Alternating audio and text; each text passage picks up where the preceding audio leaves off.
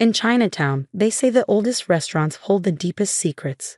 My grandfather's Golden Dragon restaurant had been serving dim sum since 1946, and its biggest secret was about to turn my mother-in-law's real estate empire upside down.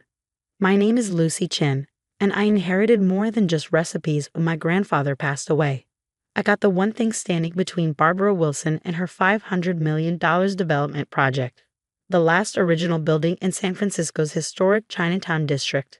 It's an eyesore, Barbara declared at her monthly real estate investors' dinner, gesturing with her crystal wine glass. That entire block needs to be modernized. Lucy, dear, you really should consider the developer's offer. It's more than generous for such a modest establishment. I took a small sip of the wine that probably cost more than our restaurant's monthly revenue. My husband Michael squeezed my hand under the table, but remained silent. He perfected the art of diplomatic silence during his years as Barbara's only son. The Golden Dragon has been there for 3 generations, I said quietly. It's not just a building. Barbara's perfectly Botoxed face couldn't quite manage a sneer, but her tone did it for her. Sentimentality is for poor people, dear. The contract offers $5 million. That's quite a step up from serving noodles, isn't it? The other dinner guests, all wealthy real estate investors, tittered politely. They've been circling my property like vultures since grandfather passed away last month, each trying to be the one to convince the Chinese girl to sell. What they didn't know was that I'd spent the last 5 years not just learning my grandfather's recipes, but also his business acumen. While getting my MBA at Stanford, I'd work nights and weekends at the restaurant, absorbing everything from cooking techniques to property laws. Actually, I set down my wine glass. I've been meaning to ask about the development contract. Have you reviewed page 3? Barbara waved dismissively. My lawyers handled everything. The terms are quite standard. Not the terms, I smiled. The property's historical status. The temperature to the room seemed to drop 10 degrees. Barbara's lawyer, who had been quietly eating his Wagyu beef, suddenly started choking. Historical status. Barbara's voice had gained an edge. That old building isn't historical. It's just old. I pulled out my tablet and opened a file I'd been saving for this moment. The Golden Dragon restaurant was established in 1946 by Chinese immigrants after the repeal of the Chinese Exclusion Act. It was one of the first Chinese-owned businesses in the district. The building itself dates back to 1908. I paused for effect. As of last week, it's officially listed on the National Register of Historic Places. The lawyer was now frantically paging through his copy of the contract. That's impossible, Barbara snapped. The paperwork for historical registration takes years. 5 years, I agreed. Which is exactly how long ago grandfather started the process. He knew developers would come after the property eventually. He just wanted to make sure it was protected. She's right, the lawyer finally spoke, his face pale. The property has full historical landmark protection. Any development would need to preserve the original structure and cultural significance. Barbara's face had gone from professionally smooth to rigid with fury. You planned this, all these years, playing the humble restaurant owner's granddaughter. While getting my MBA and studying real estate law, I finished for her. Yes, because some things are worth protecting. The contract, she began, is worthless, I cut in. You can't demolish a historical landmark. And since the Golden Dragon is the last original building in the district, its status affects the entire block's development potential. Michael finally found his voice. Mother, did you already sign agreements with the other property owners? Barbara's silence was answer enough. Meaning, I continued, that your $500 million modern shopping complex can't be built as planned. At least not without preserving and incorporating a 1908 Chinese restaurant. The room erupted into chaos. Investors pulled out phones, lawyers were summoned, threats were made. Through it all, Barbara stared at me with a mixture of fury and dawning respect. Name your price, she finally said. It's not for sale. At any price. Everyone has a price. I thought about my grandfather, who had built the Golden Dragon with savings from years of working as a dishwasher. About the generations of families who had celebrated birthdays, weddings, and New Year's in our dining room. About the history those walls had witnessed. Some legacies are worth more than money, I said, standing up. By the way, your char siu is overcooked. If you'd like to learn how to make it properly, the Golden Dragon offers cooking classes every Sunday. As Michael and I drove home that night, he was unusually quiet. Are you angry? I asked. About me not telling you? He shook his head. I'm angry I never stood up to her the way you just did. All these years of her steamrolling over people, treating history like an inconvenience. It's not too late to make a change. He glanced at me. What do you mean? I smiled, thinking of the business plan I've been developing. How do you feel about helping me modernize the Golden Dragon? Not by tearing it down, but by building it up, keeping the history while bringing it into the future.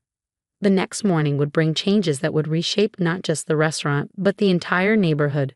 Barbara's development plans would need to be completely reimagined, and she was about to learn that sometimes the most valuable properties are the ones money can't buy. The morning after the dinner party bombshell, I arrived at the Golden Dragon to find TV crews already setting up outside.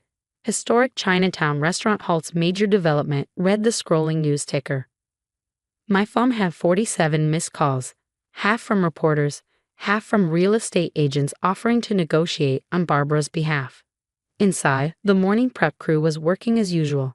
The rhythmic sound of cleavers on cutting boards, the sizzle of woks being seasoned, the hiss of steamers. Some things hadn't changed since my grandfather's time. Ms. Lucy, our head chef, Uncle Juan called out, not my real uncle. But he'd worked with grandfather for 30 years. Channel 5 wants to film our dim sum prep. Good publicity? Yes. I smiled, thinking of Barbara watching the morning news. Yes, very good publicity. Show them how we make the hargao, grandfather's special pleating technique. The story was quickly becoming bigger than just one restaurant. Preservationists hailed the Golden Dragon as a victory for cultural heritage. Real estate blogs dissected Barbara's failed development plan. Local politicians rushed to be photographed eating dim sum in our dining room. Your mother's online too, my assistant reported. She says it's urgent. I took the call in my grandfather's old office, now mine. The walls were still lined with his collection of Chinese opera masks, beautiful theatrical faces that had watched over 3 generations of our family. The Historical Society wants to do a feature on the restaurant, Mom said without preamble. They found grandfather's old photos, the original business license, everything. What of the other thing? I asked. Did you find it? Yes, she paused. Are you sure about this, Lucy? Once you open that door. It's time, I said firmly. Grandfather kept this secret for decades. Now it can help save more than just our restaurant. The door opened and Michael walked in, looking apologetic. Mother's called an emergency board meeting. She wants to discuss alternative development strategies. I checked my watch. Perfect timing. Tell her I'll be there, I said. I have something she needs to see. Barbara had assembled her entire real estate empire in the Wilson Development Group's sleek conference room.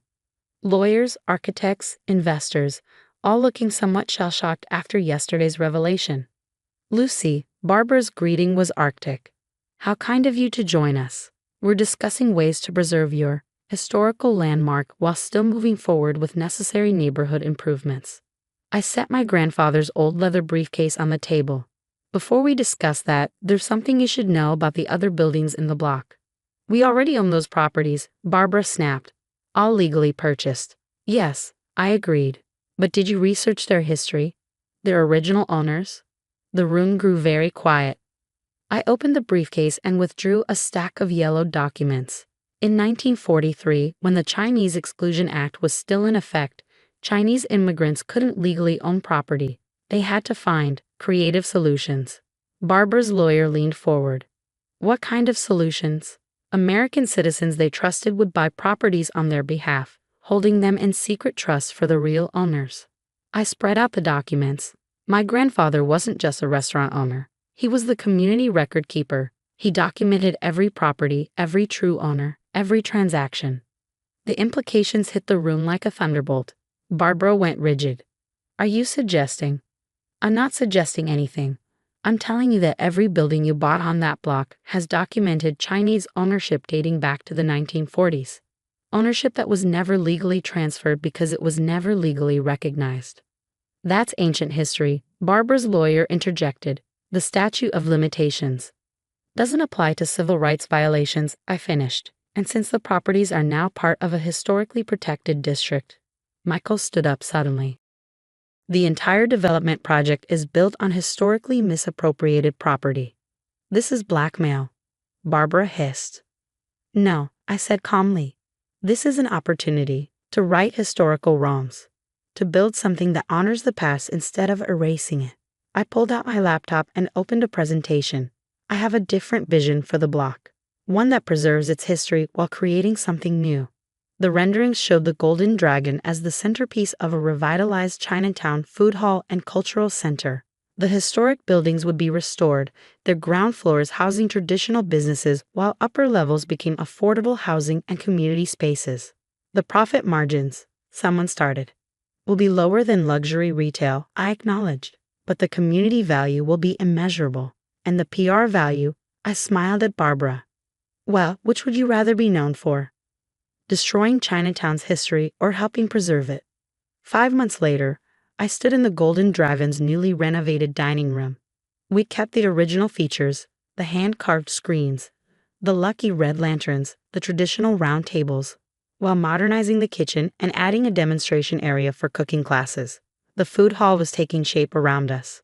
Traditional herbalists, tea shops, and family-owned businesses were moving back into restored storefronts. The upper floors were providing homes for restaurant workers and their families. Barbara, surprisingly, had become one of the project's strongest advocates. Maybe it was the glowing press coverage. Maybe it was seeing how her son had found his passion managing the restoration work. Or maybe, just maybe, she learned that some things were worth more than profit margins. The char siu is better, she admitted one day, after finally attending one of our cooking classes, though I still don't understand why you won't share the recipe. Some family secrets, I told her, are meant to be earned, not bought. She looked around the busy dining room at the mix of old customers and young food bloggers, tourists, and local families. Your grandfather would be proud. Of the restaurant? Of you, for fighting for something meaningful. She straightened her designer jacket, though your negotiation tactics were ruthless. I learned from the best, I said with a small smile. Just not about real estate. The Golden Dragon continues to thrive. We've added modern touches, online ordering, a YouTube cooking channel, weekly historical tours, while keeping the soul of what my grandfather built. Michael runs the preservation project full-time now, working with other Chinatown families to document and protect their historical properties. Barbara still attends her real estate dinners, but now she brings potential investors to the food hall, showing them how preservation and progress can coexist. Last week, we found another of grandfather's old records books documenting more forgotten ownership claims across the city. It seems my inheritance was bigger than just one restaurant. It was the truth that could help an entire community reclaim its history. The opera masks still watch over the office, their expressions unchanged by time. But now they see something new, a future where the past isn't erased, but honored, where family legacy isn't measured in dollars, but in dignity, where the most valuable properties aren't the ones you can sell, but the ones you choose to protect. And as for that secret char siu recipe, it's still secret, but now Barbara comes to cooking class every Sunday, slowly earning the right to learn it, one properly pleated dumpling at a time. Sometimes the sweetest victory isn't in defeating your opponents, but in showing them a better way to measure success. And sometimes the most valuable inheritance isn't what's written in a will, but what's written in the heart of a community. The Golden Dragon remains what it has always been, a keeper of secrets, a preserver of history, and a reminder that some things are worth far more than their price tag.